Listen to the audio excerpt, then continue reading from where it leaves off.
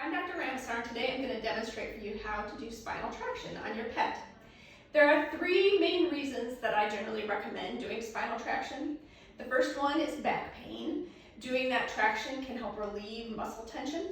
The second one that we see quite a bit of is disc disease. So if your pet has been diagnosed with a herniated disc, the idea behind traction is that it creates some negative pressure that may suck that disc back down to its normal position.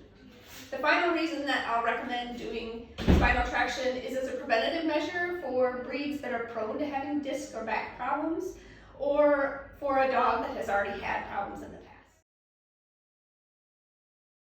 All right, to do spinal traction, you need a helper, who is Katie, and my willing participant is Willie. And what your helper is going to do is hold the pet so that he doesn't move at all while you are stretching. So Katie, I want you to put your hands right behind his shoulders and hold him very still. There's two different ways to do this. I'll start by putting my hands in front of his hips, and I'm going to pull straight back and a little down to the count of 5. 1001, 1002, 1003, 1004, 1005, and then slowly release.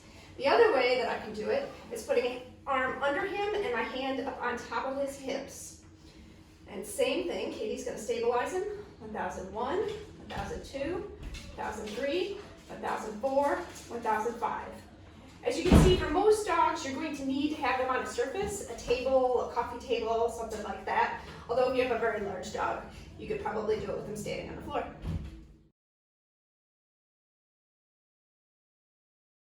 If your pet is getting spinal traction for pain or for disc disease, I generally recommend that owners do 3 sets twice a day. The question that I get asked the most about doing traction is how hard do you pull? And I like to visualize a slinky when I'm doing my traction. I want my owners to do a steady, consistent pull, and each pet is going to be different as to how much you're going to need to pull. So you're going to pull back until you meet some resistance. If your pet struggles, cries, acts painful, I want you to stop. We do not want to have them injure themselves by wiggling while you're pulling or anything like that.